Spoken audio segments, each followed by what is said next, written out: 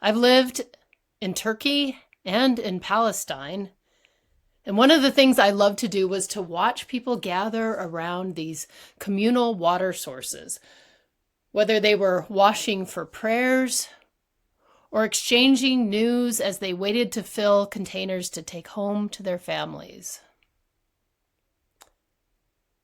And it made me think that in many ways, the internet is the well of our times, our culture. We come here daily for stimulation, for work. Sometimes we just come here out of habit, and we drink from the endless content that it offers. We get used to seeing the same people at our wells.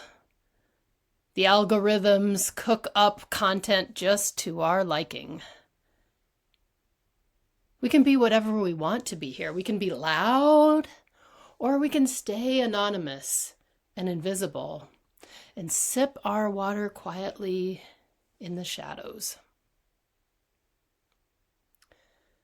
When Jesus arrives at Jacob's well, it is high noon. He is thirsty.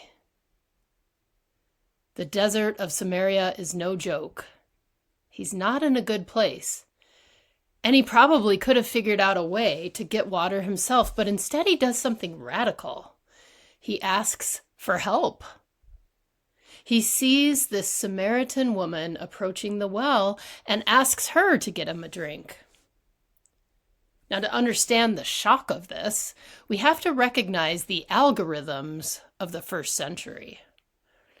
Jesus was a Jewish man, and this unnamed woman a Samaritan. And even though their roots were tied down into the same place, due to centuries of conflicts, they were guided by polar opposite social, religious, and political news sources. Of course, in that day, men didn't speak to women in public, and Jews didn't share drinking vessels with Samaritans. It would be maybe as strange as someone from a completely different political bubble, someone you perceive to be against your very existence, suddenly showing up in your social media, sending you a direct message, not to troll you or put you down, but in a friendly and vulnerable way, asking you for a favor. Well, in the well of the internet, that might seem a little creepy. But at Jacob's well, the Samaritan woman didn't get creeped out. She could have ignored Jesus. According to custom and law, she should have ignored Jesus, but she didn't ignore Jesus. And not only did she give him a drink, she went on to have this conversation with him that is, I think, the longest dialogue recorded in the New Testament.